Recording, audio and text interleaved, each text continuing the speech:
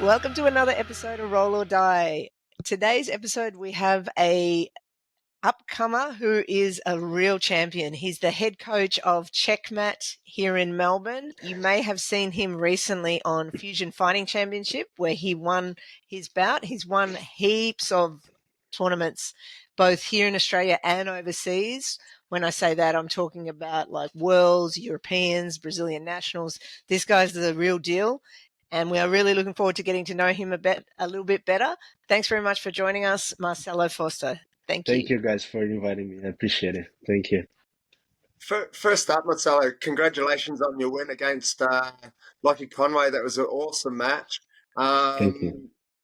How was it for you? And really want to know what it's like behind the scenes at those big competitions, those super fights. So how was it for you? Yeah. It was a big challenge, even more with a baby.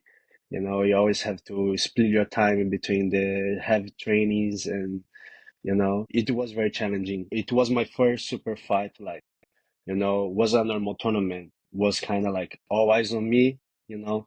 So I had to, like give it my best and prepare as much as I could after the baby was born. Yeah.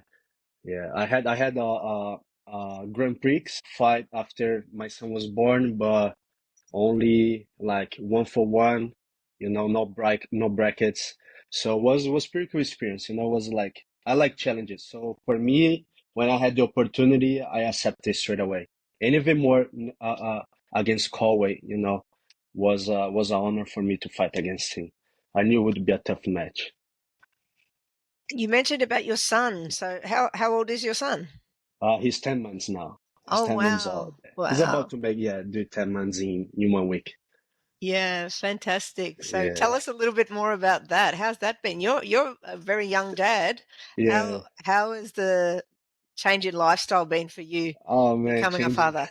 changes everything, Yeah. You stop thinking just about yourself and you Yeah. gotta think about he and my wife, you Yeah. know. So it was like at the same time I have to be a good father, I have to be a good dad too. That's my obligation, be a good dad, you know.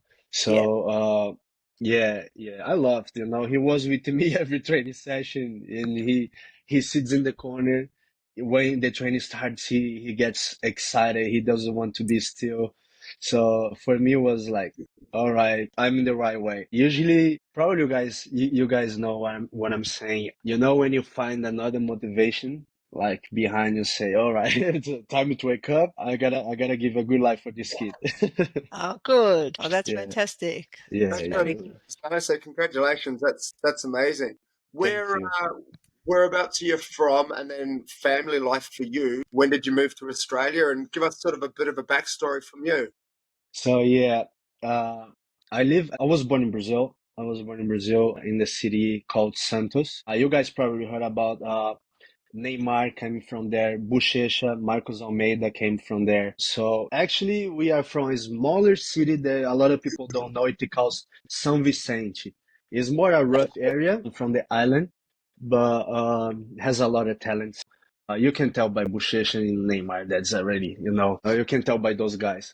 Yeah, So for us to leave the island, to leave the country, already starts with a challenge. It's not easy, and I think when you have those kind of opportunities, you don't waste when you come from places like that. And I had used to travel a lot.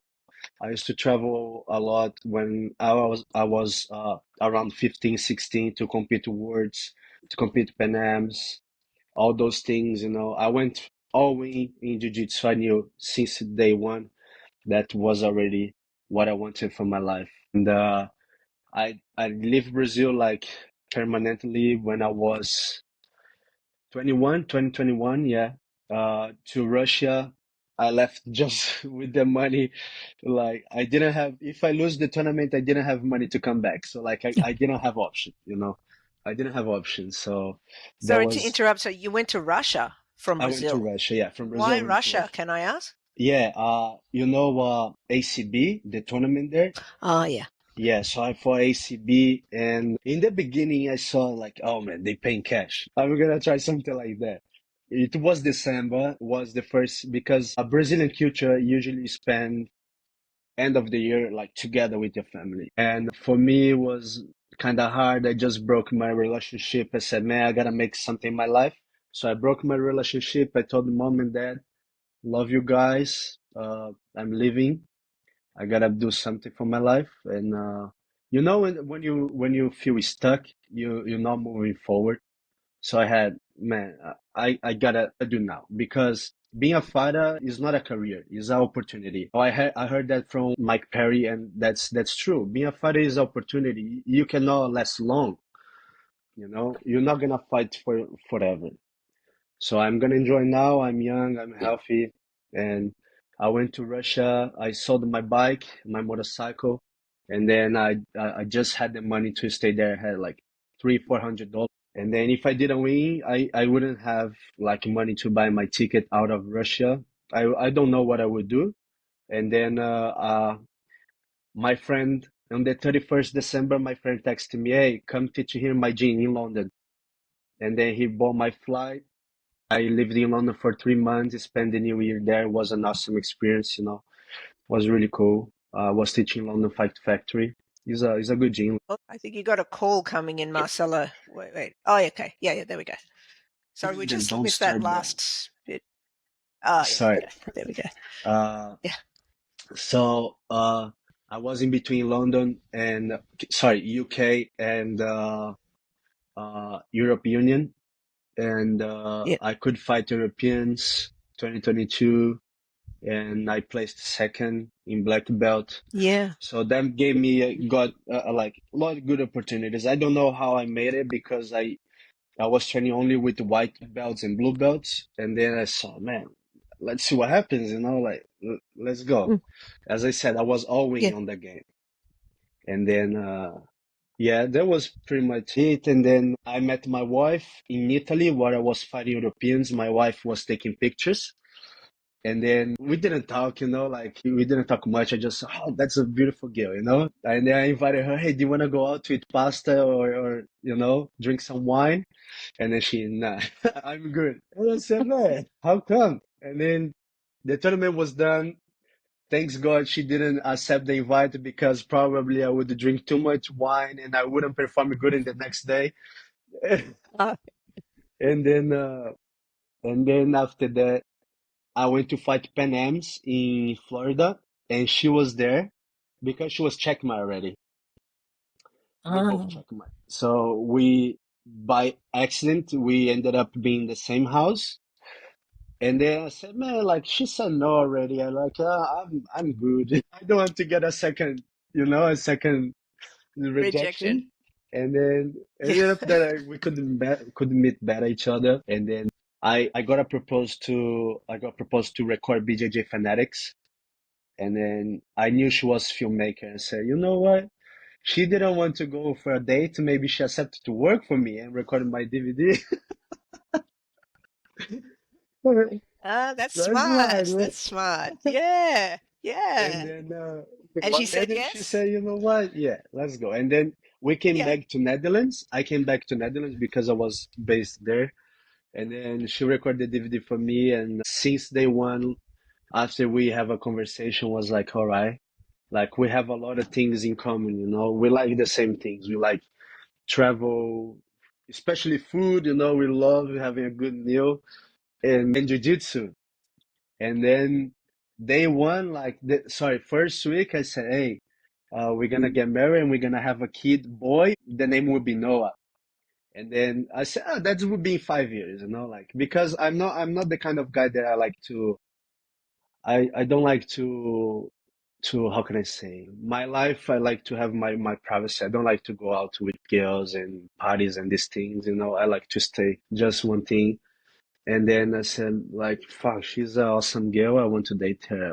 I want to stay like chill, you know. And then after that, I came back to US with her, and then we lived there for a bit. And then my mate here, my he's like, you know, my big friend, and he met me in 2015. And he said, "Hey man, do you wanna come teach in Australia?" I said, "Yeah, like let's see what happens. I go there, spend 3 months there. You like the way I teach and I like the way it's going. Why not? You know, everything in life is just for like, how can I say? If you don't get these opportunities, you're wasting your time, you know." So for me, I was like, yeah, let's see what happens. And then I came in here, man, I love the culture, I love the people, you know, it's very similar with Brazil. Uh, I just felt like home, you know. I saw Kate and Bjorn again, my big friends. They met me when I was 15. So when they saw me with 22 and with the family, it was like, oh man, that's so nice to Yeah. see you. And yeah, that was it. I think it was meant to be, you know. My wife Yeah. loves That's all. here, my son loves here, you know, and I can just be like myself, you know, because Australians and Brazilians they have a very similar way to play, like to how can I say? I'm sorry, but I don't know other way. Like I don't know if I can like say bad words, but like we Yes, give you like can. shit Yeah. to each other, you know. Yeah, So yeah, it yeah. very say, man, yeah, like I feel home Yeah. because Brazil, you have Shit yeah, you talking. have no Yeah. limits, you know. You just talk, say yeah. But if I go into other places, I gotta like I need to bite my tongue, you know. So like I Yeah, say, yeah. man, yeah, I just feel good here. And then yeah, Very international, your story then. So you've come from all around the world, really. You started in Brazil, then you went through Russia, Europe, yeah, and then came to yeah, Australia. You've done almost like a full yeah, circle. Can I ask you, with that tournament in Russia that you said there was prize money, so you won that tournament? Is that what you're yeah, saying? That was allowed you the opportunity to stay on yeah. in So in Russia? they're paying cash for the division and for the open class. So I said, man, like I'm already here. I'm gonna go for a weight and open class gi and no gi. And then I could my division gi I won, open class I got third, no gi I won, open class I got third as well. And then what I didn't know is if you win, they pay your flight and hotel, everything for the next year. So like every year, every December, I'm going to Russia, and then say, yeah, like it's a Christmas gift, you know. Every Christmas, That's all. Brentos, a little birdie told me that you ripped off in the prize money of that ACB, and then you requested a rematch. Is that right? Can you tell us about that? yeah. So yeah, what happened was I my semifinals, right? My semifinals for the Grand Prix last year. I had a tough opponent. I think he won the trials in Russia or something like that. He placed, and he was a good match. But you know, I had a reason to win. You know, I had a baby to feed. So I said, man, like let's go, let's have a crack. And then, in my point of view, I won the match. I attacked a lot. I attacked a lot. And even one of the refs after the fight, when I come back to US, they sending me a audio message saying, "Yeah, man, I watched the fight again because I put a cross shigarami there, and then I was holding the toes and kind of making a heel hook, but not under my armpit. So there was submission only. Every submission attempt, you get 1 point. So if they give me this point, that was the only attack that happened in the fight because it was a lot of back and forth. I would win for 1 point, and I was going straight to the finals. And the finals was, in my point of view, I don't want to be cocky or disrespectful, would be easier than the semifinals. So I was like, yeah, man, like I could win 10K there, 10 US dollar. And then I said, instead I won three and a half. No, sorry. I think it was five or something like that. And then I said, I won the rematch and I won the same prize, you know. But didn't heard nothing yet. Maybe for the end of the year. I don't know if I go fight again there in Russia because of that thing that happened. So I really don't know. Let's see what happens. And yeah, What an awesome adventure so far, right? Like it's cool that you can, as Kim said, like travel around the world, doing jiu-jitsu, meeting the love of your yeah, life and all these sorts of things. yeah. What year did you get your black belt? Like where did you first start training, and what year did you get your black Yeah, belt? so I started training when I was 10 years old, jiu-jitsu, but I started judo when I was 4. I was a naughty kid, so I got kicked out, come back with 7, got kicked out again, you know? So I went, said, man, I want to go to jiu-jitsu, let me see what happens. And then my dad didn't like much because it was all the bad boys era, you know, street fighters, everybody used to do jiu-jitsu to fight in the streets. And then my dad, man, Right. I don't like, you're gonna have cauliflowers, you're gonna be all messed up. And then my mom said, just let the boy do his thing, you know, at least it's a sport. And yeah, jiu-jitsu. Uh, I started with 10 and then I got my black belt with 20, 21 after 10, 11 years of jiu-jitsu. And yeah, after there, you know, looks like God's pointed the finger towards me and said, you're gonna shine, you know, you're gonna, yeah, that's the one. Because good things are happening, you know. I cannot complain, you know, cannot complain.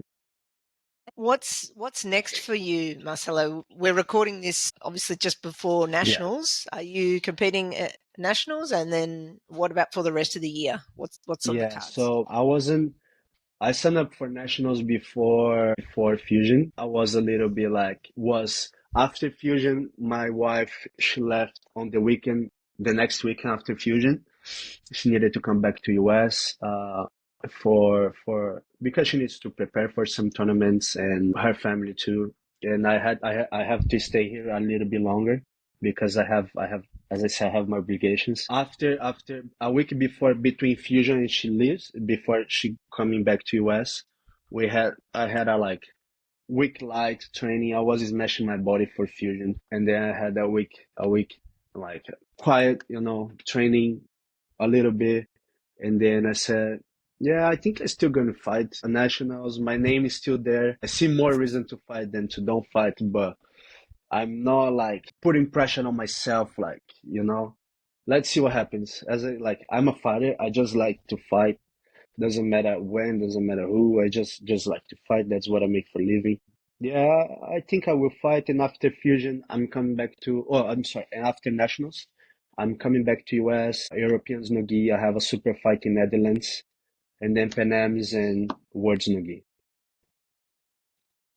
That's fantastic. It really seems that having your son has put you on this really passionate path, Yeah, right? Like it's kind of righted your ship. So, is there something like your relationship with your parents? Are you tight with them? Like, have they sort of given you like a nice structure where you can sort of look at your dad and go, "That's the sort of dad I want to yeah, be," or are you going to be like your own man where you're like, "I don't want that." Like, how does that work for yeah. you? So, you know, my dad and my mom, they're together for 30 years plus, you know.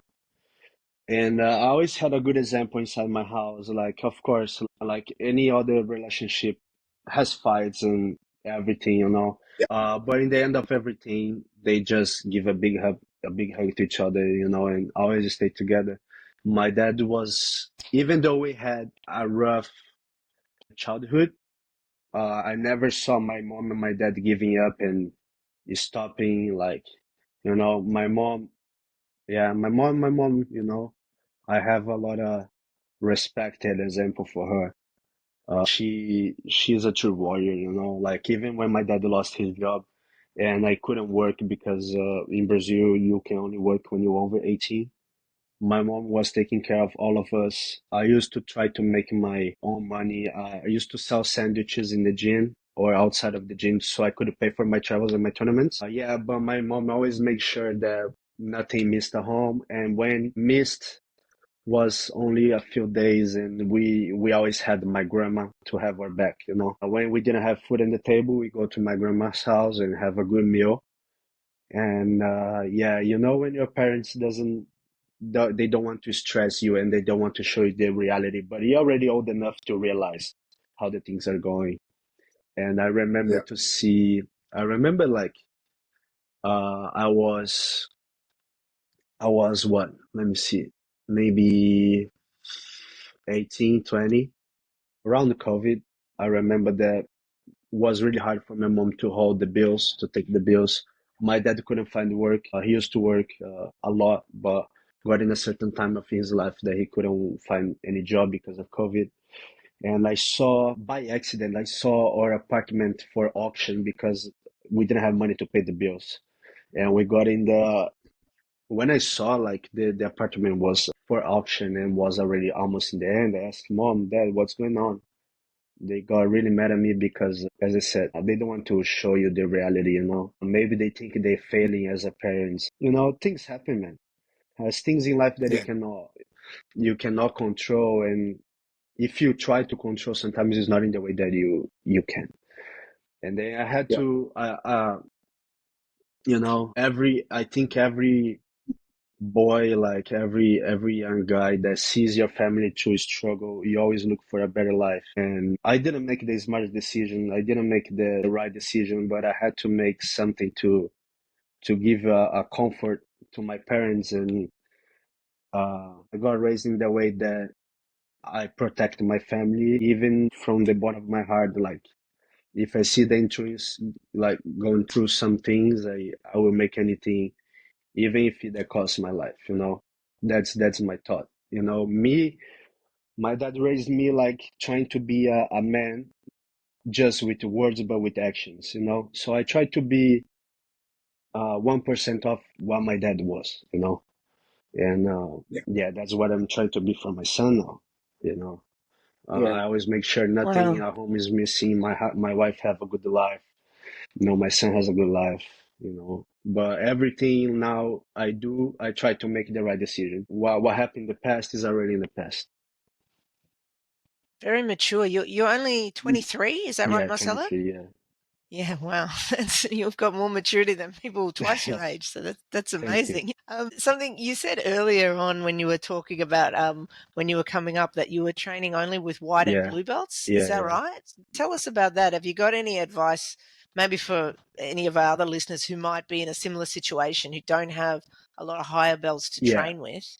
How did you get the most out of that? So, That's like the hot juicy thing, isn't it? It's hydrogen, yeah, isn't I it? think Roger did that, and also who else? Who else? Romulo Barral. It works for Hydra. It's going to work for you, Marcelo, surely. Yeah, Yeah. yeah. I had the opportunity to talk with Romulo after I placed Europeans when I was training with the White and Blues. We went to Greece to teach in a camp together. And then I asked, hey man, how did you do to open your gym and to have like 8 world titles in the black belt? That's a lot. And then man, what you need is you don't need much. You need someone that bashes you, someone that you have a good fight, and someone that you can bash. All right? That's the only 3 things that you need. Someone that is smash you so you learn how to defend, someone that is gonna Yeah, make you a good, gonna give you a good cardio because you're always back and forth, and someone that you can bash so you train your technique.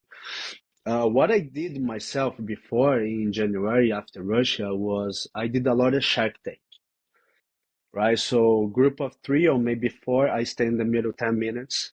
I have group of, I used to get the toughest ones like white and blue. Sometimes purple belts come to the class, but not much. But sometimes the blue belts were much more tough than the purple, you know. So Brentos is a blue belt. He likes that. He's yeah, laughing. yeah, like belt is just just a color there. And yeah, I was training a lot of defenses, and I could get very like was an upgrade to my game because I could put the positions that I was struggling with. Sometimes when you have a tough row with someone, you cannot play the game that you're struggling. You always play your A game. That doesn't make you improve as much as you do with training with the lower belts. Once I see Gordon Ryan saying that during his camp for fight, he doesn't train a lot with the higher belts. He just train with the lower belts so he can train his strategy for his fights, see his mistakes, you know, because if you train with someone higher and you make a little mistake, you don't have time to recover. You're basically done.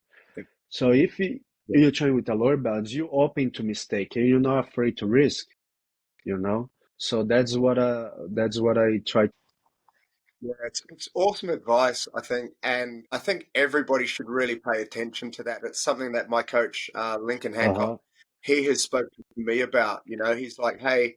when you're training, especially leading into a competition, is like if you do 5 rounds a day, have two where, two where you're doing well, maybe one or two where you can practice something, and then one where you're defending a wee bit more, Yeah, exactly. And I think there's no point doing five where you're getting bashed. Like, you're not going to learn anything from that. It's not going to be beneficial Yeah. for you. So, Marcel, I think that's great Yeah, advice. thank you, thank you. I try, I'm a very curious guy. I always like to make 1,000 Yeah, questions and, I think in life we're always learning, That's what I realized after I have a kid.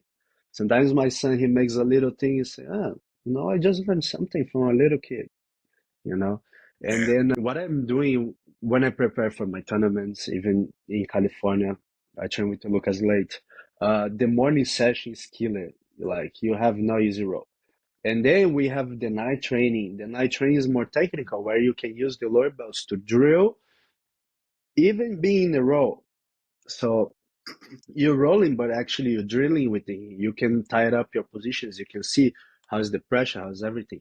So that's what I'm doing now because in California we have more options. You have like maybe 20, 25 black belts in the room. 4 or 5 of them are world champions.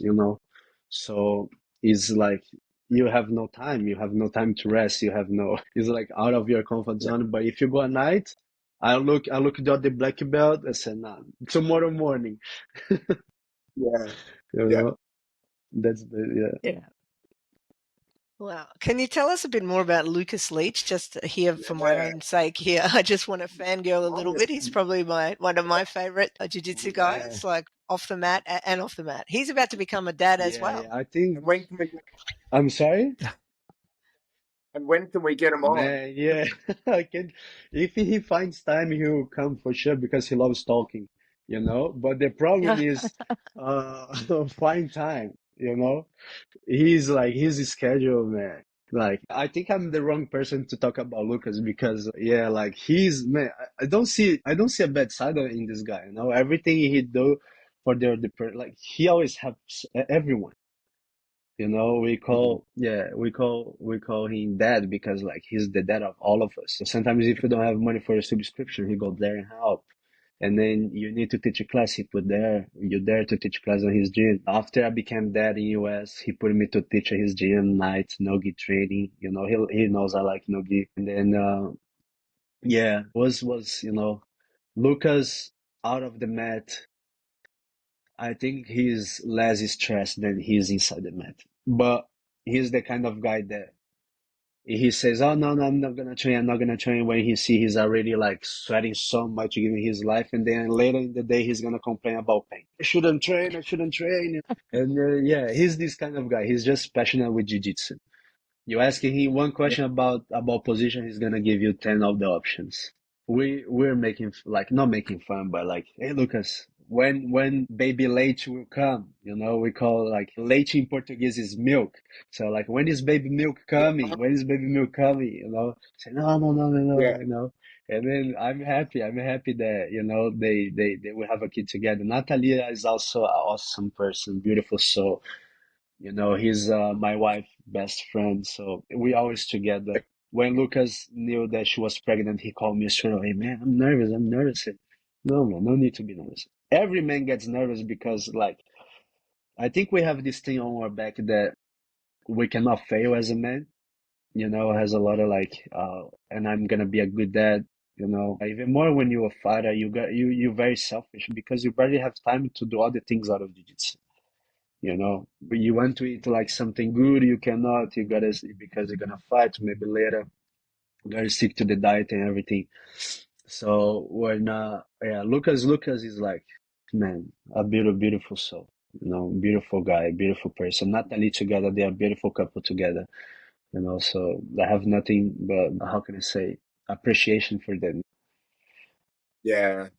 It's something Interesting. that still astounds me and I still truly love is you could go to a gym somewhere in the world and be beside literally one of the greatest jiu-jitsu practitioners of all Yeah, time. yeah, And they'll give you time, they'll sit there, they'll talk to yeah, you. You grab a photo, you could ask them a question. Like, it still blows my mind. Man, Every yeah, like I went to the World Masters last year, and I just saw like literally all the goats, right? All yeah, of them. And then I took photos with all of them, and all of them that were so gracious with their time. And I was with Kieran at the time, Kim, who you know, uh-huh. K Dog, and I said, I've got like the Mount Rushmore of all of the greatest jiu-jitsu guys ever, except for Hodge Gracie. What a shame. And then it was literally 4 minutes later, Kieran's like, hey man, Hodge is behind you. I'm like, oh my God. It, it's such a cool feeling. Yeah. So is there anyone, Marcelo, that you would love to train with or love to learn from or love to be coached by? Are there sort of people who you'd like, hey, I'd really respect this guy, or I love the way that he trains or the way he competes? Are there people like you'd love to go and train with? Yeah, so I think like I appreciate a lot of my friends, like when I have a friend that works hard, that fights for his dreams and all of this, I think I always cheer for my friend's victory. So I'm already blessed to have like, Lucas Jackson, a guy, all of those idols that I see as idol, like Buchecha, Buchecha came from the same city. We shared the same mess multiple times, we always, you know, have a win person we talk. And then, I think I'm very simple, I see the way my friends treat me and I already appreciate that, so when I had the opportunity to learn with Lucas, because my coaches are in Brazil, they're very friendly with Lucas. I already like, man, like really? Like, is this happening? I'm sorry, like, oh fuck, Lucas, you know? And then I used to watch his highlights. I think the first one I watched was like Hello Japan. Remember these ones that they used to make for Yeah. Cornelius, So I used to watch his highlights, and man, that's the guy that Well, I'm living in his house. In 2019, I was living in his house, sleeping in the living room couch, sharing the same couch with Mateus Gabriel, that 2 times world champion in black belt. So man, I'm surrounded like with people that I admire. I don't have like, like how can I say, being fan of someone that not even knows me or not even, So yeah, I have like good people around me, and I'm already happy yeah, with that. you've already got amazing people around you. Yeah, I try to keep my circle very small because, yeah, I try to keep it. I did get a photo. I did get a photo with Buchecha, mate, as well. Just so you know. Yeah, he's a cool guy. Nice guy. Yeah, such a nice person. I spent 30 seconds with him, and thank you for the photo. It's like, of course, like, Yeah, anytime, yeah, good luck with the competition. Like, just so generous and giving, yeah, you know? yeah. It's cool. It's cool that you see the human side as well, right? Hmm. Yeah. I can go one better, Brentos. When I went to LA for Adult Worlds actually, but this is over 10 years ago, and I was actually shopping in LA, like outside of the tournament, and I saw Buchecha with his mum shopping Oh, as well. And I wow. couldn't believe I went over and I just said, "Oh, hi, can I get a photo with you?" And I did. And I was lucky enough to have more than 30 seconds of his time. I think we talked for about 5 or 10 minutes about the That's Wow. tournament, so cool. Yeah. about everything. Yeah, it was amazing. Just so cool that, That's like you said, you can do that with a world champion, multiple world champion, just go up, take photos. Yeah, so awesome. So awesome. We're nearly out of time, Marcelo. Not sure if you're frozen there. Brentos, did you want to do the wrap up or do you want me Yeah. to? Yeah. Is there anything else, Marcelo, from you that you'd like to sort of talk about? Like, yeah, give us something. Yeah, I follow you guys. I Any follow you. final words? Yeah, I follow you. Whatever you guys want. I follow you. That's cool. I think for Kim said it before, like, mate, I'm 51, so I can call you a young man at 23, right? I'm okay to do that. But for a young man at 23, you've already accomplished a lot. But I think being a father really sounds like a massive achievement and something that you're obviously super proud of. I think your son's name is Noah. Yeah, yeah, Noah. Yeah, so I think Noah's going to have amazing parents to look up to, and you obviously have that drive to continue to succeed. And I think having your son, on the mats with you this whole time in 10 years, he's going to be an absolute killer as well. So that's a worry for us. Yeah, I hope so. But mate, I really appreciate we truly appreciate you coming on. This has been like really insightful. I've learned some really cool stuff, and I think ideally for a lot of people, it's kind of opened up a pathway in regards to following your passion and be inspired by everything too. Right? It kind of seems to me that you look at things and you're inspired by those things. Yeah, yeah. As I said, I think we always learning, but it's up to you if you're open to learn or not, you know. If you really if you look like your days with good eyes, you always learn something new.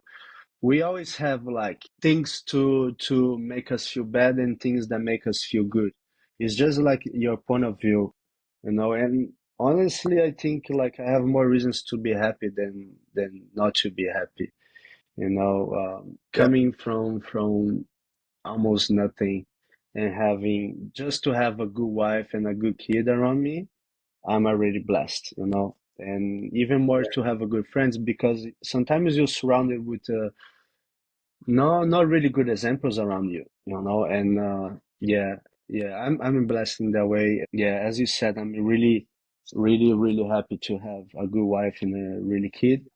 I'm just want to be a good dad. You know, my biggest achievement was to have a good family. I don't know what God prepared for me tomorrow, but I'm just enjoying today. Just happy to be alive.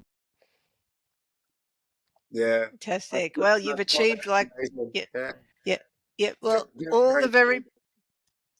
all the best of luck, Marcelo, with all the future holds for you through the rest of this year and beyond. So we'll have this episode out in a couple of weeks. If you could share it for us, that would be Yeah, of course. amazing. And as I said, again, all the best of luck for all the future tournaments and everything else that's coming up in your life. Thank you So guys very much, and I hope to have an chapter two with you guys.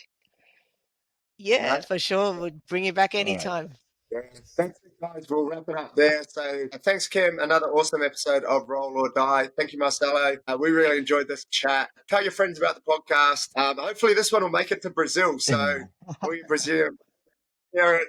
Tell your friends, and we will see you on the next episode of Roll or Die. Awesome. Thank Thank you you. guys. Have a great day. Okay. Thank you. Bye bye.